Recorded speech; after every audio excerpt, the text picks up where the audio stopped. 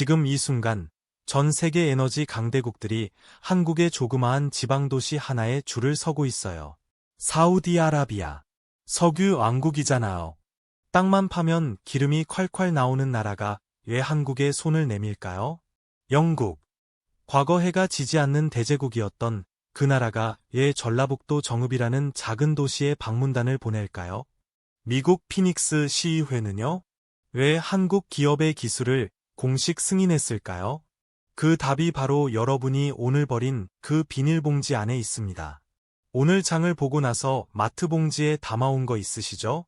음식 포장재, 페트병, 라면 봉지. 우리가 아무 생각 없이 종량제 봉투에 던져 넣는 그것들이 지금 이 순간 대한민국의 가장 강력한 외교 카드가 되고 있어요. 도대체 왜일까요? 오늘 이 영상을 끝까지 보시면 여러분이 다음에 쓰레기를 버릴 때 그냥 버릴 수가 없을 거예요. 그리고 대한민국이 에너지 패러다임의 역사를 다시 쓰고 있다는 사실에 소름이 돋을 겁니다. 이 채널이 처음이신 분들, 대한민국의 경제와 기술 그리고 우리 삶에 영향을 미치는 국제 정세를 낱낱이 파헤쳐 드리고 있어요. 구독과 좋아요 한 번씩 눌러주시면 이런 영상을 놓치지 않으실 수 있습니다. 먼저 숫자 하나를 보여드릴게요. 전 세계에서 한 해 동안 발생하는 폐플라스틱의 양이 4억 톤입니다. 4억 톤, 이 중에서 실제로 재활용되는 건 고작 9%입니다. 나머지 91%는 어디로 갈까요? 매립되거나 소각됩니다. 소각하면 다이옥신이 나와요. 매립하면 수백 년 동안 땅속에서 썩지 않아요. 바다로 흘러들어가면 마이크로 플라스틱이 돼서 우리 밥상에 올라옵니다. 국제사회가 이 문제를 해결하겠다고 손을 맞잡고 있어요. 이유는 2030년까지 모든 플라스틱 포장재를 재활용 가능하게 만들겠다고 선언했고요. 사우디 비전 2030도 달성률을 핵심 과제로 설정했습니다. 미국 바이든 행정부는 플라스틱 오염 종식을 위한 글로벌 조약에 서명했고요. 그런데 문제가 하나 있어요. 기술이 없다는 겁니다. 기존에 쓰던 방식이 뭐냐면 태우는 거예요. 소각이죠. 아니면 부숴서 낮은 품질이 저급 플라스틱으로 다시 만드는 거예요. 이 방식은 두 가지 치명적인 단점이 있어요. 태우면 오염물질이 나오고요. 부수면 품질이 너무 낮아서 쓸 데가 없어요. 그래서 전 세계 과학자들이 찾고 있는 게 뭐냐면 쓰레기를 태우지 않고 고품질이 기름으로 바꾸는 기술이에요. 이게 가능하냐고요? 지금까지는 불가능에 가까웠어요. 지금까지는 말이죠. 전라북도 정읍시 소성면. 이곳에 지금 전 세계가 주목하는 공장이 하나 있어요. 이름은 에이브 정읍 웨이브 제용어프. 2025년 11월에 준공된 이 공장은 인류 역사상 처음으로 상용화에 성공한 비연소 저온 분해 플랜트입니다. 여기서 핵심 단어가 두 개예요. 비연소와 저온. 이게 왜 중요하냐면 기존 방식하고 완전히 다르기 때문이에요. 쉽게 설명해 드릴게요. 여러분 전자레인지 쓰시잖아요. 전자레인지가 음식을 어떻게 데우냐면 불을 떼는 게 아니에요. 전자기파를 쏴서 음식 안의 수분 분자를 진동시키는 거예요. 외부에서 열을 가하는 게 아니라 분자 자체를 흔들어서 열이 나오게 하는 원리죠. 도시유전이 개발한 RGO 기술이 바로 이 원리를 응용한 겁니다. 세라믹볼에서 나오는 특수한 파동 에너지를 폐플라스틱에 쏘면 플라스틱의 분자 결합이 선택적으로 끊어져요. 불을 떼는 게 아니라 파동으로 분자 고리를 해체시키는 거예요. 결과가 어떻게 나오냐면 300도 미만의 낮은 온도에서도 폐플라스틱이 액체 기름으로 변합니다. 기존 열분해 기술이 600도 이상의 고온을 필요로 하는 것과 비교하면 절반도 안 되는 온도예요. 그리고 소름 돋는 게 있어요. 이 기름의 품질이에요. 석유화학 산업에서 쌀에 해당하는 원료가 있어요. 나프타 네프서라고 하는데요. 에틸렌도 만들고 프로필렌도 만들고 PE도 만들고 PP도 만들 수 있는 만능 원료예요. 석유를 정제하면 나오는 고급 원료인데 이게 1톤에 600달러에서 900달러 수준으로 거래됩니다. 웨이브 정읍에서 나오는 재생유가 바로 이 나프타 수준이에요. 쓰레기를 넣었더니 나프타가 나온다는 거예요. 정확히 말하면 투입되는 폐기물 무게의 70%가 나프타급 재생유로 바뀝니다. 쓰레기 10kg를 넣으면 7kg의 고급 기름이 나오는 셈이에요. 그리고 나머지 30%는 고형탄소 잔재물로 나오는데 이것도 따로 활용할 수 있어요. 여기서 끝이 아닙니다. 이 공장, 냄새가 없어요. 소음도 없어요. 유해물질 배출도 없어요. 정읍 공장을 방문한 사람들이 한결같이 하는 말이 폐기물 처리 공장이 맞냐는 거예요. 마치 깨끗한 연구소 같다는 거죠. 이 기술을 개발한 건 도시유전이라는 회사예요. 1990년대 정응재 박사의 연구에서 시작해서 수십 년의 검증을 거친 기술이에요. 대한민국이 반도체, 조선, 방산에 이어 이번에는 환경에너지 분야에서도 세계를 리드하는 원천 기술을 만들어낸 겁니다. 많은 분들이 이렇게 생각하실 수 있어요. 자원 없는 나라 한국이 사우디한테 뭘 팔 수 있겠어? 그냥 우리가 석유 사는 거 아냐? 아닙니다. 지금 이 순간 한국이 갑이에요. 왜냐고요? 사우디를 한번 생각해 보세요. 핵심이 뭐냐면 석유 의존도에서 벗어나겠다는 거예요. 원유 값이 떨어지면 국가 경제 전체가 흔들리니까 다른 먹거리를 찾는 거죠. 그런데 사우디의 지금 폐기물 문제가 심각해요. 급격한 도시화로 폐플라스틱이 쏟아지는데 처리할 기술이 없어요. 게다가 탄소 중립 목표도 맞춰야 해요. 전 세계가 탄소 배출로 사우디를 압박하고 있거든요. 그래서 사우디의 에너지 전문기업 패드코 PEDCO가 정읍에 직접 날아온 거예요. 아람코, ADNOC 같은 초대형 석유 기업들과 협력해온 회사가요. 패드코 대표가 공장을 보고 뭐라고 했는지 아세요? 냄새도 없고 소음도 없는 폐기물 처리 시설은 본 적이 없다고 했어요. 이게 지구촌의 지속 가능한 미래 방향이라고 했고요. 그리고 사우디, UAE, 호주, 뉴질랜드 4개국에 대한 RGO 기술 독점 영업권을 달라고 MOU를 체결했어요. 영국은 어떨까요? 영국의 사비엔 테크놀로지 그룹은 도시유전과 단순한 MOU 수준을 넘어서 전략적 제휴계약 PSA를 맺었어요. 이 계약이 뭔지 아세요? 서로 지분을 나눠 갖고 미주와 유럽 전역의 독점 대리점 권한을 가져가겠다는 거예요. 그것도 모자라서 글로벌 원자재 트레이딩 기업인 트라피구라와 손잡고 재생유를 전 세계에 유통시키겠다고 나선 거예요. 트라피구라가 어떤 회사입니까? 전 세계 원자재 거래량 기준 3손가락 안에 드는 글로벌 트레이딩 기업이에요.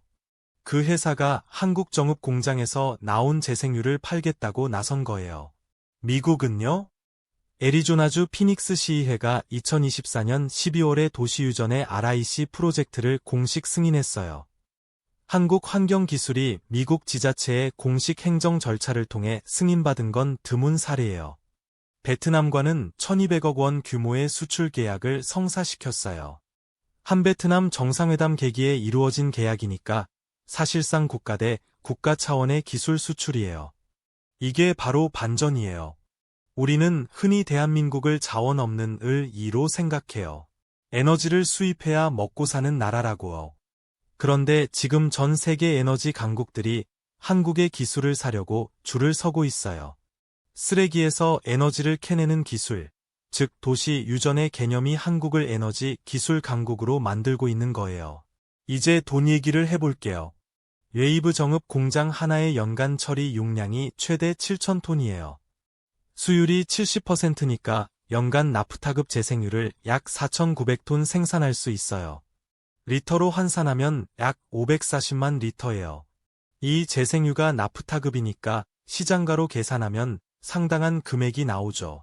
여기에 두 가지 수입이 더 붙어요. 첫 번째는 폐기물 처리 수수료예요. 영어로 게이트 피게이피라고 하는데요. 지자체나 기업이 쓰레기를 처리해 달라고 돈을 줘요. 즉 원료를 공짜로 받으면서 돈까지 받는 구조예요. 생각해 보세요. 재료를 공짜로 받아서 제품을 만들어 판매하는 사업이에요. 원가가 사실상 제로에 가까운 거잖아요. 두 번째가 탄소 배출권이에요. RGO 기술은 저온 비연소 방식이라서 탄소 배출이 거의 없어요.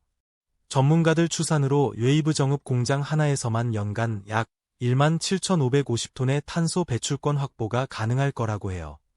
지금 국제 탄소 시장에서 탄소 배출권 가격이 계속 오르고 있거든요.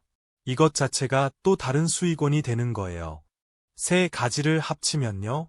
우리 기술의 전망에 따르면 정읍 공장 하나에서 연간 120억 원 이상의 매출이 나오고 영업이익률이 30%에서 최대 50%에 달할 거라고 해요. 영업이익률 50%가 어느 정도냐면 삼성전자 반도체 부문 호황기 영업이익률이 40%대였어요. 그 수준이거나 그 이상이 나온다는 거예요. 그것도 쓰레기로요. 그리고 이건 공장 하나 얘기예요. 도시유전은 2026년까지 연간 20만 톤 규모의 블루나프타 생산 프로젝트를 계획하고 있어요. 정읍 공장이 7,000톤이니까 이게 약 28배 규모예요. 전 세계에 이 공장이 퍼진다고 생각해보세요. 사비엔이 유럽에 대규모 친환경 산업단지를 짓겠다고 했고요. 사우디 페드코는 중동과 오세아니아 4개국에 플랜트를 세울 거예요. 한국의 기술이 라이선스 형태로 전 세계에 퍼지면 도시유전은 기술료만으로도 막대한 수익을 거두는 구조가 됩니다. 이게 바로 반도체가 걸어온 길이잖아요. 삼성과 SK하이닉스가 반도체 공정 기술을 독점하면서 전 세계가 한국에 줄을 서는 그 구조가 이번에는 환경에너지 분야에서 만들어지고 있는 거예요. 첫 번째, 글로벌 ESG 규제의 강화예요. 유럽연합은 기업들에게 탄소 국경세를 부과하기 시작했어요. 제품을 만들 때 탄소를 많이 배출한 기업은 유럽 시장에서 추가 세금을 내야 해요. 그러니 기업들 입장에서는 탄소를 적게 쓰는 원료를 찾아야 하는데 RGO 재생유가 바로 그 해답이에요. 재생유로 플라스틱을 만들면 탄소 발자국이 확 줄어드니까요. 두 번째, 원유 가격의 변동성이에요. 러시아 우크라이나 전쟁 이후 에너지 안보가 전 세계적 화두가 됐어요.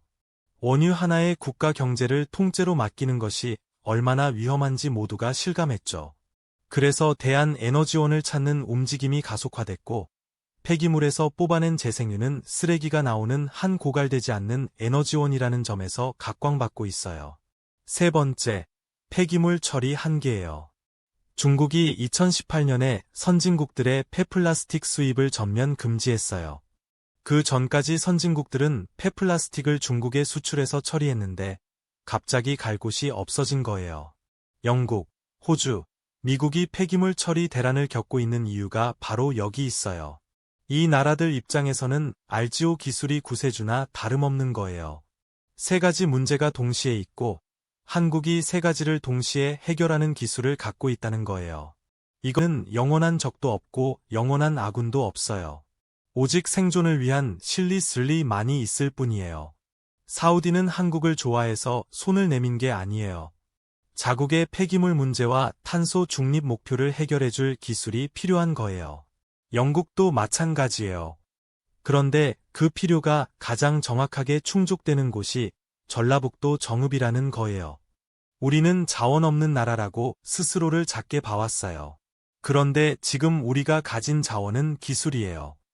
수십 년간 축적된 공학적 지식과 제조 역량이 이제 환경에너지 분야에서도 세계 최강의 무기가 되고 있는 거예요.